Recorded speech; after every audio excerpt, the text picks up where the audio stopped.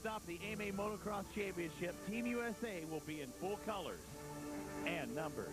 It's one last patriotic display before Ricky Carmichael, Kevin Windham, and Ivan Tedesco head off to do battle in France at the Motocross des Nations. But there's still one battle left at home. For Windham, it's all about shutting down Carmichael, and for Carmichael, it's trying to turn a 9th championship into his 3rd perfect season.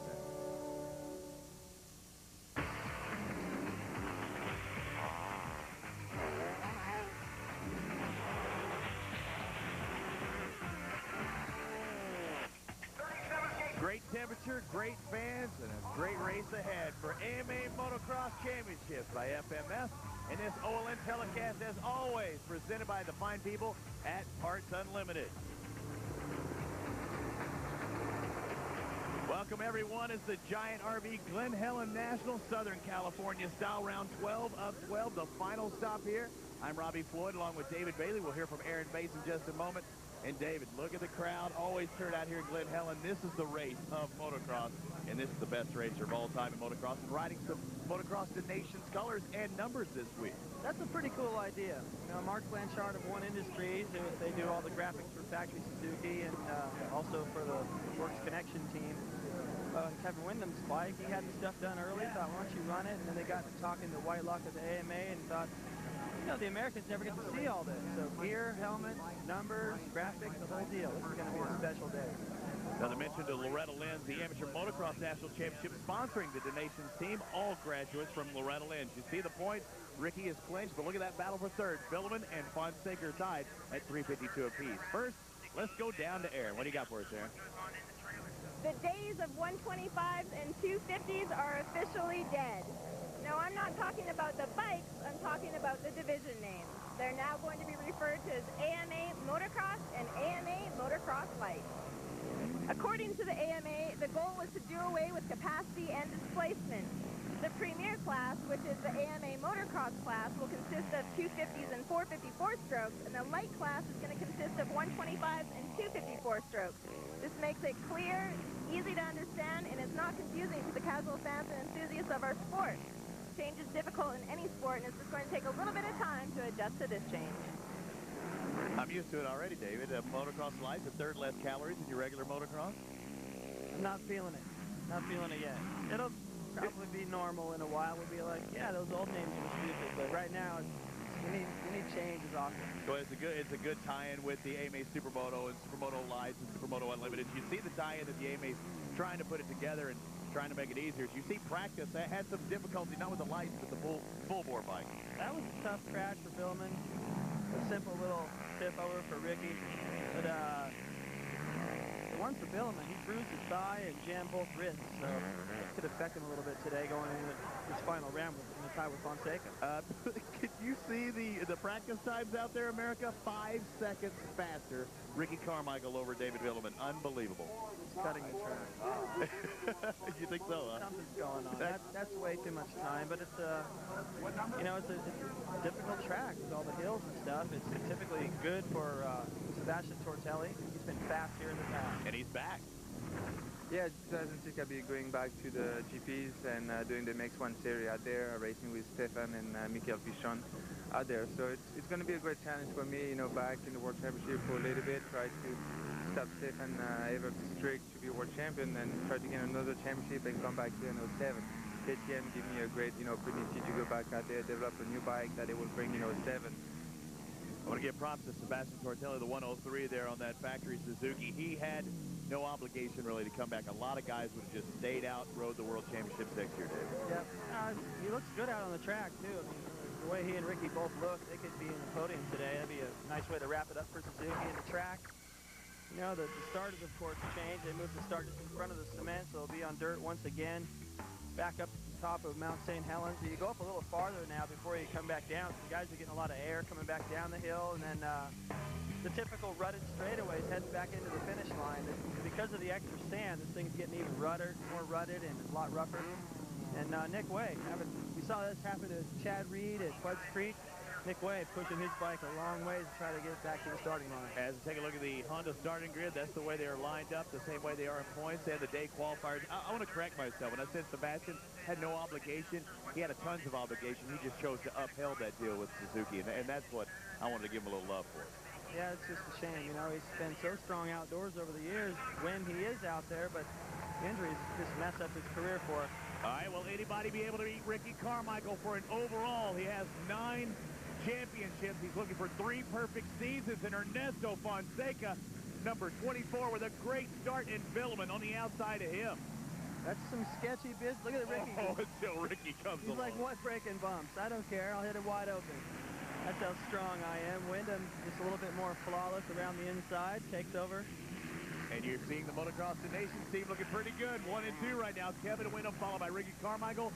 Ernesto Fonseca. Will he be representing Costa Rica this year? I believe so. Look at Ricky, just able to get down that hill and stop 10 feet inside of Kevin Wyndham.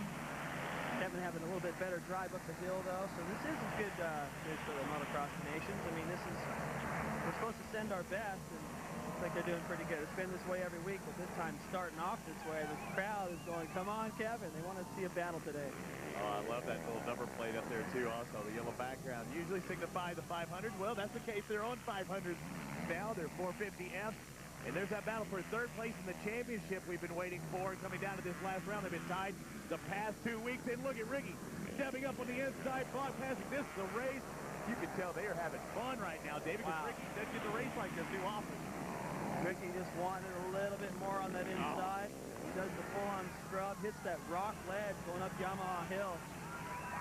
It just looks like Ricky can go anywhere he wants on the racetrack to make a pass happen. So as a competitor against him, it makes you twice as nervous because you're not going, okay, well, through here I'm safe. I just got to worry about this section coming up in a quarter of a lap or so. And with Ricky, he can pass it anywhere at any time. So you have to be flawless. And you see Wyndham not backing down back there either. Wheel tapping into the whoops on that far side. He looks good. You see Ryan Hughes up inside the top 5, and there's where the long, leggy body of David Villeman comes into play. The longer, rougher track should play to his style a little more than Ernie's not necessarily the tallest guy of the track. Now, you know, Ricky's just fast no matter what. He just bonsai his way through all the ruts. He loves the sand berms and what they've added. That's a little bit one line, but it's good for the crowd. You can see these guys a little bit longer through these 2 sections. But Villeman, he's good at picking lines and pretty technical out here, but I just don't know if he's going to... He's probably pretty sore. He's banged himself up good in practice. So we'll see how that battle with he and Fonseca shapes up. He's going to have to just be tough today because that's the 3rd in the series and for the day. And he's got Ryan Villeman now into 3rd place, Ernesto in 4th, and Ryan Hughes not too far behind, having to deal with that. That Team ECC Suzuki looking good, man. I wish Rhino would have been in the 250 class the entire year. Remember, he switched a little past halfway, a little past halfway from the 125, or as we say, the motocross light class. And he is riding so much better on the 250. He wants a podium here. And the way he rode at the prequel before the Nationals started, he was right there with Reed and Villeman. Of course, it's a little bit more stacked today, but he's in good position to pick up a podium overall this afternoon. You can tell I'm already swapped out on my notes. He's on a 450. I know you're at home going, he's not even on a 250. AMA Motocross, I got to get it dialed in. And AMA Motocross and Motocross Lights, you're watching the big bikes. And Ernesto Fonseca back and forth, trying to catch back up with David Villeman. Now, practice time. This is the closest national track to all the factory test facilities or their supercross tracks. How much time do you think they've spent here the past 6 months? To the point that they're sick of it. But that's what's cool about the National because they always change the layout a little bit. They run this big hill, Mount St. Helen, back down up the other one, which is just a sheer rock face. A few weeks ago, they got a dozer and just pushed dirt down from the top.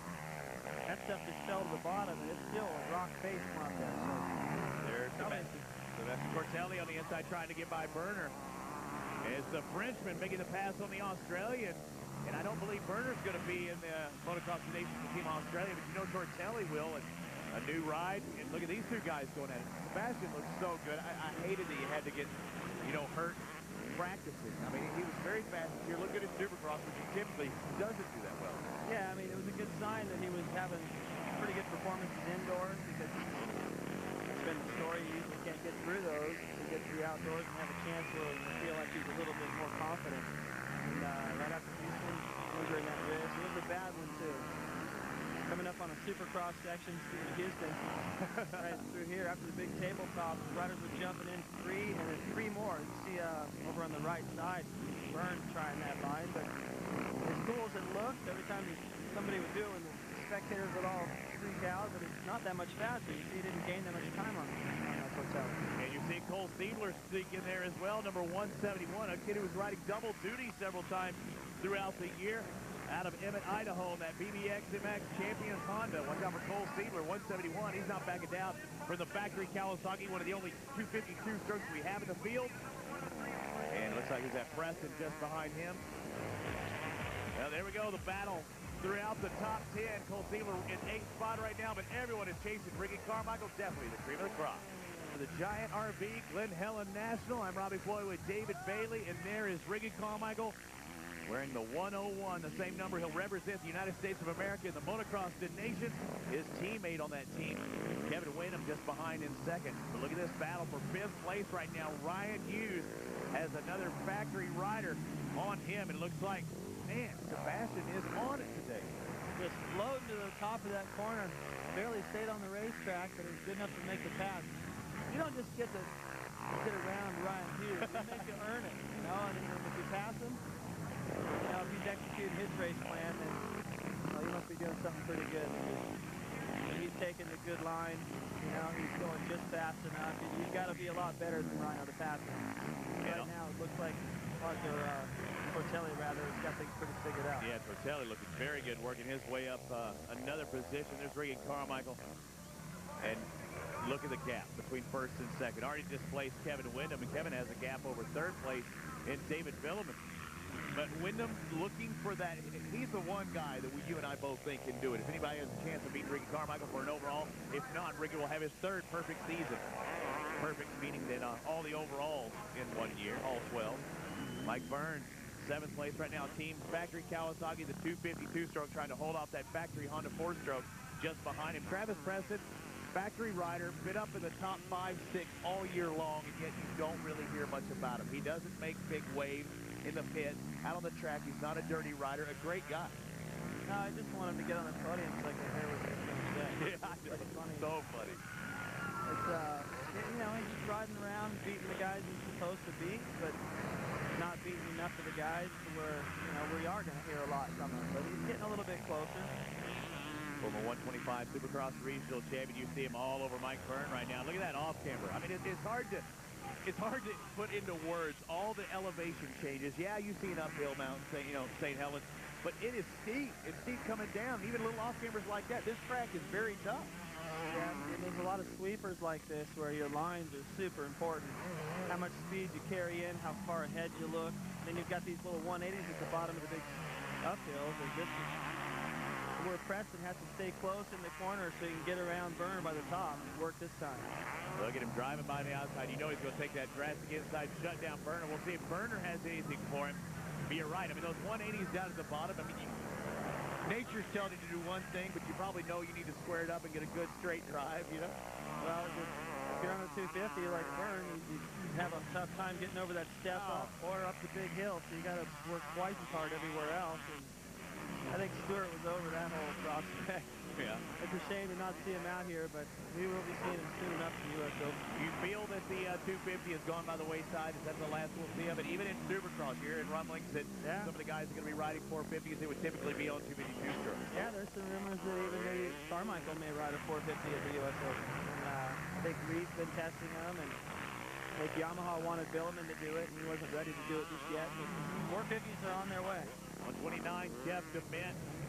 Man, this kid was a phenom growing up. I'm from Texas. I used to watch him race every weekend. He was in a great class of like Ezra Luss, Jeff DeMint, Robbie Rayner. There were so many fast riders at one time. And went to Europe, came back to the U.S. It's good to have him back. And if he wasn't injured throughout the year, he'd definitely be in the top 10 in points. Nice move by Hamlin. It's one of those deals where you get close and jump through the same rhythm, beat the guy to the corner on the inside, and they've got to give it to you. Hamlin knows the lines around this track pretty well, and he typically rides well at this track, partially because he's comfortable here, and it's the last race of the season. I think Sean just wants to get it over with and be able to bring a gun to a gunfight next year. Yeah, the Monster Energy Kawasaki having some struggles throughout the year. No problems bringing Carmichael. Just look at that stuff. Motocross Championships underway, the final stop of the former 250 class, now the AMA Motocross class, and Ricky Carmichael, number 101 on that Makita Suzuki box race. Yeah, I'll just seat bounce up this rutted, step up, no problem for me. And I want to remind you that he's in his cruise mode right now, too. This is the cruise mode. Lapper going, whoa! It's one of those things. You feel the wind on the way by. One of those things, if you're a lapper, typically a lot of times you tuck in behind going, I just want to see how fast he is for a little while, and you realize, I can't even do that while he's in cruise. No, just the way he stood up and went around that corner was real windamish, Here Kevin's line, just square that off, no problem. Lands sits down, run the cushion on the edge of the track. He's doing things right, too, pitching it in, but still not as fast as Carmichael. I think now that we're towards the end of the series, it's a little too late to try to get as fast as Carmichael. It could be as fast as Kevin can be, and go over with renewed motivation and a fresh new outlook for this Motocross the Nations. They're getting a feel for it today with the gear and all that. Yeah, how about those fresh clothes? Red, white, blue, very patriotic. No fear. Fox, also Thor doing a great job. Probably, I know. I definitely want to give the gear companies credit. I mean, this is the coolest I've ever seen Ricky look. This is the graphics. What are you saying? He looks awesome today. I love the get up. And same for Kevin. And Tedesco on 125. One lap to go for Ricky. So you're saying that they should wear this every week. If it were you, they look that good. Well, I'd like to see it mix it up a little bit, but definitely, since I'm not going to France, it gives me an idea of how that's going to look over there. It's pretty awesome. You've been there before, David, and pretty special for the AMA members, not only the races, but for the fans, knowing that you're sending a team that's that fast and looking forward to regaining that dominance that we once had back when you raced. I don't think everybody always brings up 86, but I mean, that still is the year that sticks out in my mind. And we very well could have a year like that this year because our team is so good. Yeah, Carmichael just all the way around the top this lap, just having some fun, looking over at his mechanic, Gosler. Hey, he came up to me earlier today, and he was like, hey, what were you guys saying on TV that I wasn't working on his bike back at Binghamton? Man, I got that thing prepped. I flew in there with a cast. I worked. He wanted a little credit for that. I'm like, okay, all right, we'll give you credit. All right, you give me credit where credit's due. Sorry about that, Goose. Now, that whole team is competitive in every way. And remember, he came over from another team. I mean, you want to talk about pulling somebody with you and saying, hey, it's a package deal. And what a package is that? Yeah, people really appreciate what Ricky's all about here. It's just when we think there's going to be a battle, somebody that can beat this guy, he shuts it down. And, it's one of those, if you can't beat him, so it's a little freestyle move there, one-hander lander. One-hander lander, nice. Yeah, if you can't beat him, join him. I mean, after a while, you just got to look at what he does on his motorcycle and go, you know what, it's something special. No one's ever been this great for this long. I talked about, it doesn't matter the era, any of that anymore to me. He's the best. There's been riders that have been about as this good, but during their era, but never for as long. He's been able to stay healthy, stay motivated, and even DeCosta just goes, I've never seen a kid like this. That can just be super motivated, like it's first day of the season, every lap of every test of every race. And I don't know that there's ever been anyone that fast in their era. I mean, he's dominant in motocross. Nobody, not even close. He has yet to lose a championship. No one can say that. Roger, you, Ricky, Jeff Ward, I don't care what your name is. He has laid it down every year of his professional career. Yep, never lost. I mean, that's amazing. I mean, you knew he was fast, but there were fast races before him coming up. There were Ricky Carmichaels before Carmichael, or so we thought. And he just set the standard that I don't know that anyone will ever be able to accomplish. Yeah, we'll never really know how fast he is compared to Hannah on a day when Hannah was going quick good. But, the fact that he can just triple something in the back that he just did coming out of the Budds Creek section on the final lap just to mess around and give the fans a show. I mean, that's something that no one else can do at all. We'll show him the checkered flag. Ricky Carmichael takes another moto win. That's moto number 1 of 2. We'll see if he can back that up in just a moment. K-Dub in second, but this moto was all Ricky Carmichael. He takes another victory. Stop the AMA Motocross Championship Series by FMF. Fans got to see a very fast Ricky Carmichael take another victory. There's where Scott Taylor looking over his shoulder. Kevin Wyndham going, man, what in the heck am I going to do? But thank goodness he's on my team at the Motocross the Nations here in a few weeks. Take a look at the final results brought to you by Suzuki. David Biddleman finishes in third ahead of Ernesto Fonseca, and that's what that points battle is going to come down to, that final moto. Ryan Hughes in the top 5. You find your favorite rider. Inside the top 20, Jason Thomas in 16. Let's go down to Ricky Carmichael. I'm looking forward to this being the last national for sure, and going to try to do one more today to make it a perfect overall season for Suzuki. Hey, this weekend marks 4-year anniversary for 9/11. You're probably one of the most patriotic people that I've ever met.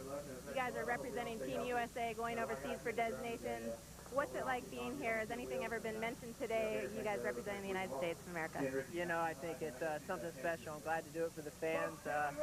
I'm proud to be an American, and this is the 4th anniversary of 9/11, and we always got to remember that. And, you know, these people are out here, all the troops are fighting for us to be out here. It's pretty amazing. So what we do is good, but those guys is better.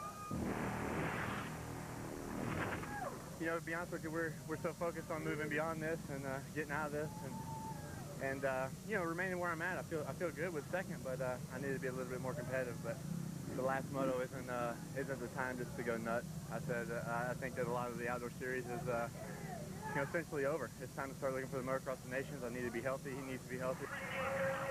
Nobody does more to protect your right to ride than the American Motorcyclist Association. Every racer on the track is an AMA member. How about you? Call 1-800-AMA-JOIN or visit AMADirectLink.com. The AMA, rights, riding, racing.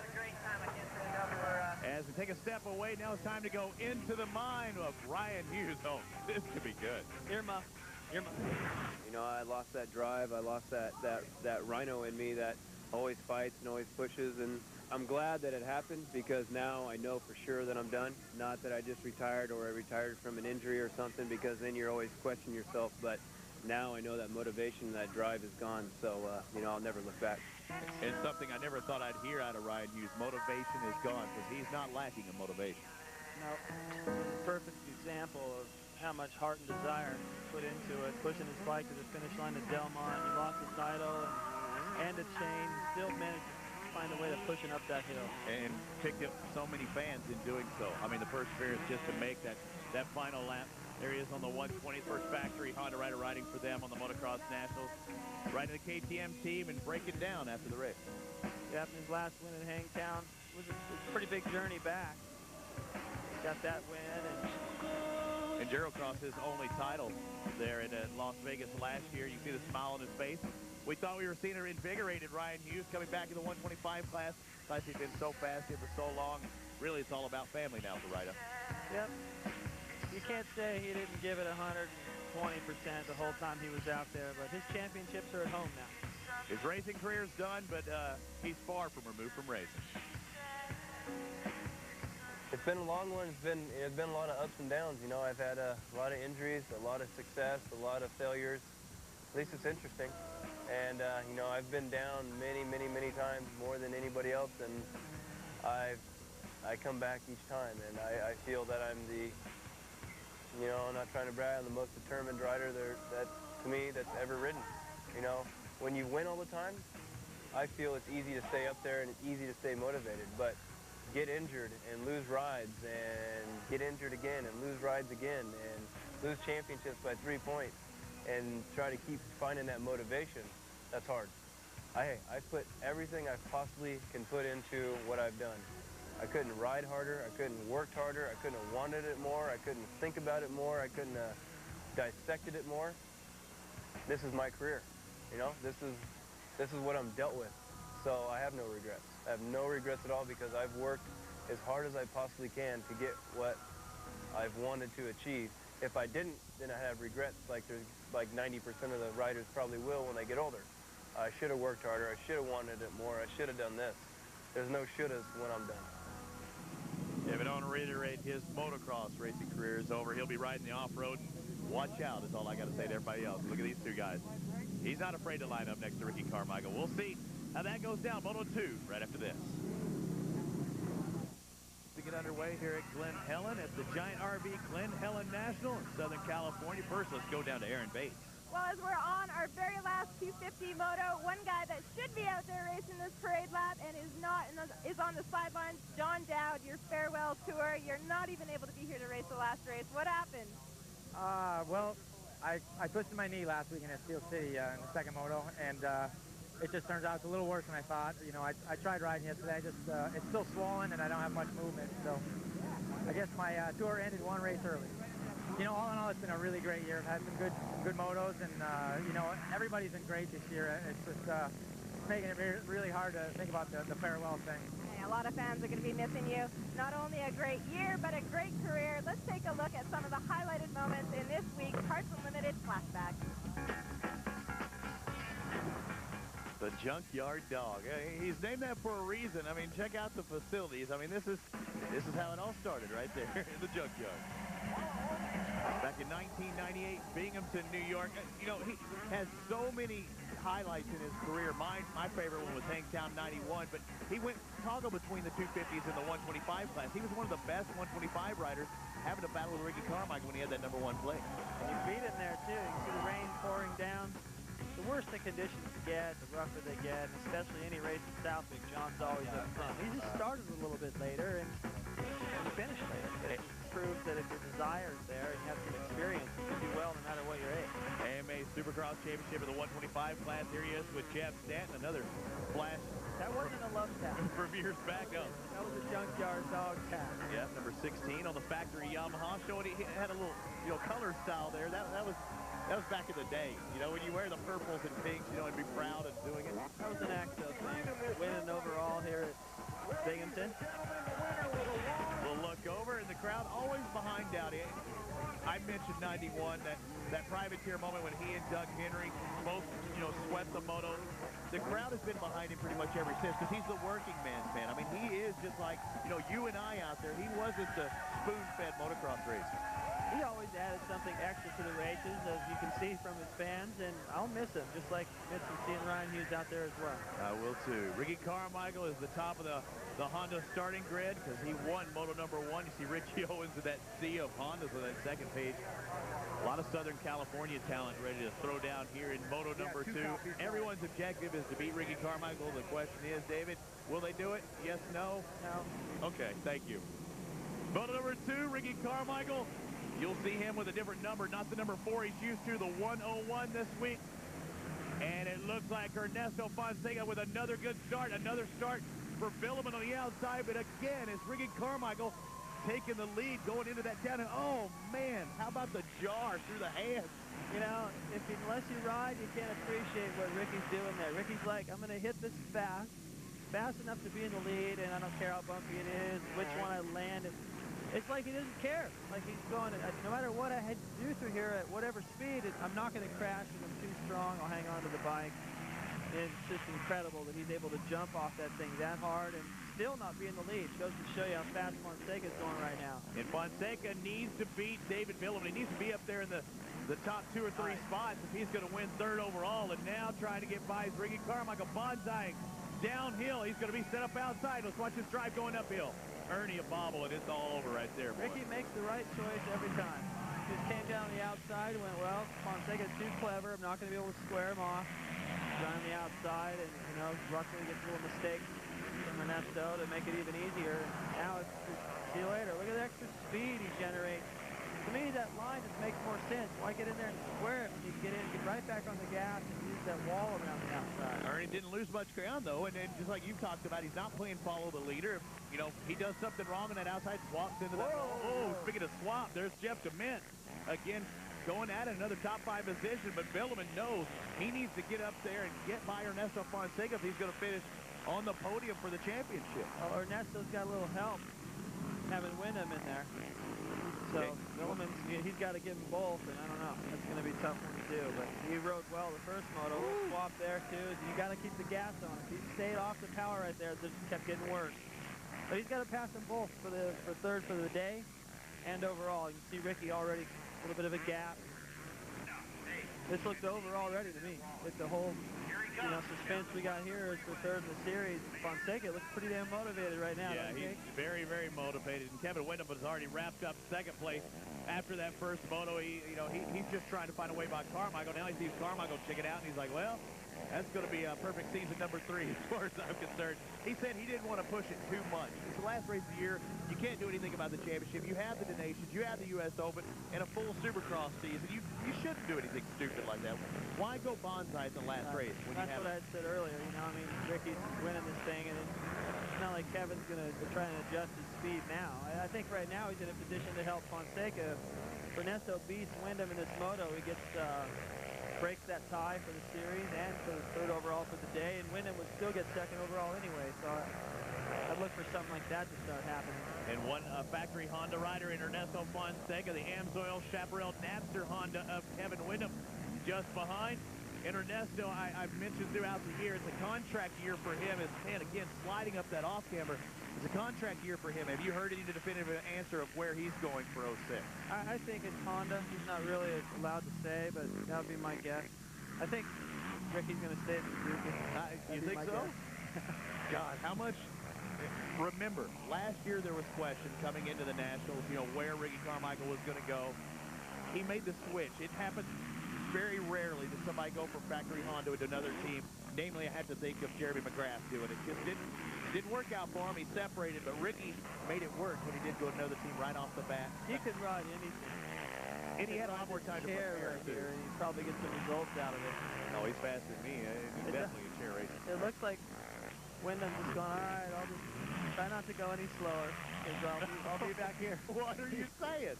He's just helping out. Want Kevin wide-line Wyndham, but I don't see Villeman in there. You think he's backing down no matter what, holding on to that 3rd spot to make sure. It's a little bit like a Tour de France thing, you know? I mean, you get teammates in there to help you out. Why not? In this case, if Villeman makes a push, Wyndham's just going to mess with it. But where's the peloton? I don't see anybody behind. No, he's not pressuring him yet, but I'm sure somewhere through this moto he's going to smell 3rd and make a run at it. And if Wyndham is still in that position, he can kind of mess it up. You had to bring it in there, you know, Americans versus the French and the whole, you know, Tour de France thing. I didn't say it. Ernesto's from Costa Rica anyway. It doesn't even play. Kevin Wyndham in 3rd place, riding a wide line, and we've heard from David Bailey, but there is no David Villeman on his back tire, so, you know, he really can't say too much. Ricky Carmichael, you can say, I am checking out of this one. I'm going for a perfect season. Tip with David Bailey, and this scares me, David. The downhills of Glen Helen. Watch how hard Ricky gets on the front brake. To his fork, almost bottom. As he gets to the bottom of the hill, gets right back into his position so they can be aggressive in the corner. See how straight the legs are of Brock Hepler right there? The straighter your legs, the more you stabilize that back end. Carmichael could stay in that bent attack position. He's a little bit more skilled and confident in his ability, but very little rear brake usage done right there. Almost all of it on the front. When you look at the front brakes of a road race bike, they're huge, dual discs on the back, just small discs. All the rear brake is to the rudder. You can get too far sideways. That's our Suzuki riding tip. Welcome back to Glen Helen Raceway. There is Kyle Lewis. Hadn't seen him in a while. Number 23 making that downhill and just showing you how hard on the binders they are. In your schools, in your dad's schools, you always talk about what 80% of front brake, you know, is used instead of. Why even have a back brake on there when you're Ricky Carmichael? I mean, it's not even needed. Maybe if Frank gets too high, he just dabs it every now and then. Yeah, you can feather that. Use a little bit of finesse. Beautiful square-off move by Rhino. It puts him on the inside. That's how he got passed by Tortelli in the first moto. So he learned, and Lewis is wide. He's been around long enough to go, I'm not going to race Rhino from the outside. He can have it. Moto Triple X rider Kyle Lewis. Yeah, on the way down those hills, it's mostly front brake and the rear just to kind of keep things stabilized, and you can pitch it into a little bit of a slide and use the transmission and both wheels of scuffing to slow down as well. Speaking of scuff. Yeah, there's a little scuff right there. Lewis already knows this. He's just racing him up the hill going, well, maybe he'll mess up. As he realized he didn't. Like, all right, you can have it. And look how steep that hill is. You make the corner at the top, you can't even see the downhill, and when you get a little ways down it, you still can't see it because it keeps dropping away from it. Spooky. Very good. This track is so crazy. It's so beat up. You see there is loose dirt, but I mean, it is hard packed too. There's square edge bumps. Yeah, through that tight stuff, see how fast he charges through there on that big 450? I mean, he hops the first hole, first of all, which most people ride over 2 holes in a row, and you've got to go slow to do that. He hops it, gets into the berm, nails it once, and even though it's just a tight section where most people just cruise, he's on the power hard as though he's riding 125 or, you know, trying to come from last. He just has more aggression than the other riders. Look at him going around those big, bold sweepers out here. A lot of variety in Glen Helen. I like this. I mean, coming down, when he got that start earlier, Chad Patterson, a buddy of mine, his nickname was Swamp, but I mean, he swamped both times on the start on that thing. Like, I don't think I've ever seen factory force land that hard, that second moto there. Yeah, he's got so much confidence in his bike now. He looks so comfortable on it. He can do whatever he wants, including land in those big holes. You know, the track changes quite a bit between motos, and he just flew off there wide open and didn't care what he was going to land in. He's going, this bike will stoke it up, and whatever it doesn't stoke up, I will. That's why he trains so hard. And all untested in racing situations here in the U.S. until this year. You know, Sebastian, he did most of the testing or tuning for it, but Ricky's really putting it to good use. And, I mean, this is all new machinery for him. This is his first year to ride this bike. The fork setups are a little different, a little heavier bike than a 250. I mean, they had to do things different on this year than, say, they would have last year on just a regular RM2 stuff. Plus, that bike is basically a works bike, so they can make a lot of changes from week to week if they want. And, you know, for a while, I think he was focusing more on Supercross and whether he's going to be riding a 450 or a 250 and not focusing too much on the Nationals here. And you know, but here in the last couple of rounds, I think they're really trying to get their setup wired for the Motocross the Nation. So, you know, like Kevin said. Nice. Yeah. Nose wheelie, uphill nose wheelie. You don't see that too often, David. No, it's pretty cool. You hit that rock ledge and float to the top. And it's tricky when you get to the top, too, because the soil, you got to stop. It moves around a lot, yeah. So it takes a lot of finesse. Wyndham, I think, is just enjoying not having to deal with too much pressure from Billiman back there. He hasn't closed the gap. Wyndham just bunny hopping his way through that mean section. Like, what he's doing isn't all that easy, but it looks cool. So fun, so smooth. I mean, Kevin Wyndham back there in third place, and Ernesto Fonseca in second with his best moto finish of the year if he can come across in second place, because he's not going to catch Ricky Carmichael unless Ricky goes down. Squaring it off right there, completing one more lap of this Glen Helen Raceway. Ricky has just been so dominant all year long and showing you just how fast he is here at Glen Helen, and there is no one around him. I mean, no one. There's Ernesto Fonseca in second. We'll be back and see if Ernie can hang on to second and third place for the championship. Final stop of the AMA Motocross Championship. Played nice. Well, what's that on the pit board? I think that's what we had suspected. Just, you know, let Ernesto do his thing out there, and if you don't get any trouble from Billiman behind you, then we'll just let these laps wind down, and Honda can go 2 and 3 in the series for the day. You know, it's just smart. And we thought we might have seen this in the 125 class throughout the year with championship points leaders like Grant Langston, now Ivan Tedesco, and we thought that was happening at 125. I didn't really think I'd see it in the 250 class, but we may be seeing it here. But again, unless you're, I don't know, ludicrous speed David Billiman, you're nowhere near Kevin Wyndham and not able to make a pass when you're, what, 3 seconds behind? Yeah, it was a discouraging thing for him early on to see these two guys, you know, in perfect position to keep him back there out of the opportunity to steal third in the series. So, you know, I used to wonder, why does somebody on a team chasing down a break really matter? You know, and it's just because it's the psychological aspect of it, and it seems to have worked, and it shut Billiman down. Getting a little bit out of his rhythm right there was Kevin Wyndham going up that rutted uphill step up. Cross-rutted himself, but KW, you think Billiman was so fast that first one, do you think Wyndham's helping Ernesto go a little bit faster in second moto, riding with it, maybe kind of pushing a little bit, maybe like a practice session? I've been in the situation before where Hannah let me by, and you know, so I could pick up the title by a couple points, and you know, your own pride, you go as fast as you can go, because you don't want somebody to have to go slow for you. And Fonseca's riding a lot better this moto than he was the last moto, and it's not as though good Wyndham. Golly, that's cool, huh? I love that. You know, he doesn't want him to have to be back there riding so slow it's embarrassing, and so he has picked up the pace a little bit more, and I think it's obvious because look at the gap. And that mental beater of having somebody in your back pocket that whole time. There's Goose. What does that say? 05 belongs to you. Mike, some serious emotions going on right now. Can you believe it? 3 seasons undefeated. You've been there through it thick and thin. Yeah, it's just incredible just being a part of it. I don't know what to say. You know, I don't know. It can't get any better than this. Where does it go from here? To the next season. To Right the around next the corner. Hey, you're the man behind behind it all. You're the one that keeps it smooth and running. We know that Ricky's a champion at heart, but you're the guy that puts it all together. There's a whole great team behind it all. And we're just happy to be a part of it. But I do want to say off my prayers to Jim Metrovitz and his family, and I hope they're doing okay. A great guy will be missed, and I'm sure he wished he could be here to watch all this great place today.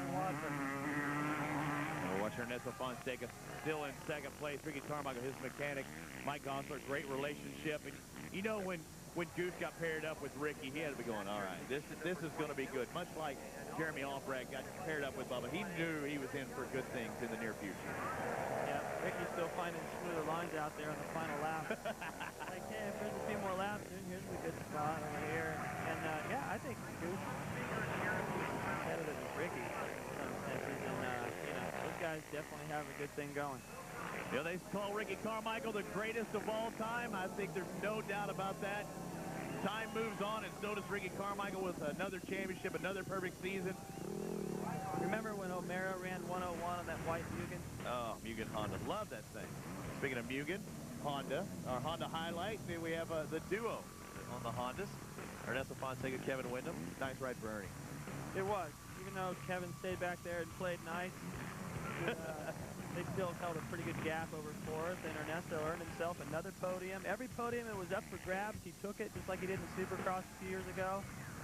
And holding off Kevin Windham to take over third in the series. So good day for Ernesto, good day for Honda. I think Kevin knew what he needed to do, and that's just to stay focused on the Motocross Nation. Maybe even a better day for Suzuki as we take a look at the Suzuki results, and Suzuki sweeps the 250 races of the year for overalls with Ricky Carmichael. There's another one up there in 11th spot with Jeff Smith, the Texan. Michael Young rounding out the top 20. Now let's go down to our victory podium and RC himself. Well, it marks 87 wins, 3 perfect seasons on 3 different brands of bikes. Ricky, did you ever think that your career would amount to what it has? No, you know, I can't believe it. You know, I just work hard, and I do my best, and that happens to be enough, and it happens to get the job done. And, you know, it's not all me. I can't see. It's the sponsors, it's the people I surround myself with. It's a whole group of people. Fox, Barrick, Oakley, not to mention Makita Suzuki, all great sponsors for him. 1-1 perfect scores. Windham in second with 2-3, and Fonseca third overall with that second in moto number 2. It's been a bit of a season of frustration for you. Next year coming into this, what's going to take place, and what is it going to take in order to beat this RC guy? Well, it's going to take a good team, which I got, and I'll have for the next 2 years. And it's going to take a lot of dedication on my part, which I'm ready to do. I'm ready to give it my all. And this next 2-year deal will probably be it for me as far as full seasons. You know, I'll be putting me at 30 years old. They keep adding more and more races, and at my age, I'm looking to do less and less. So I think I'll get through this next 2-year contract, and then we'll be looking for half seasons after that. Already got the retirement plan for Kevin Windham there, and there's the championship points. 2 points over David Filliman. Ernesto Fonseca clinches third. Good job by Ernesto. Really hard charge there towards the end of the season, and it pays off. I just made a lot of mistakes at the beginning, but luckily in the second moto I had a great start, and I was able to hold Kevin behind me, and that gave me third in the series. Well, way to make your goal come true. Congratulations. Thanks a lot. David, this is our final stop, the final stop for John Dowd, also Ryan Hughes in motocross racing. It's been great working with you this year. That has been fun. It's going to be a bummer to have Ryan Hughes and Dowd missing, but we'll still have Carmichael. On a positive note, Ricky Carmichael will still be back. We'll throw in Reed, Windham, maybe James Stewart next year if he can stay healthy. Ricky has 3 perfect seasons in his career. What a great way to cap it off here in Glen, Helen. On behalf of David Bailey and Aaron Bates, I'm Robbie Floyd. Thanks for watching the AMA Motocross Championships.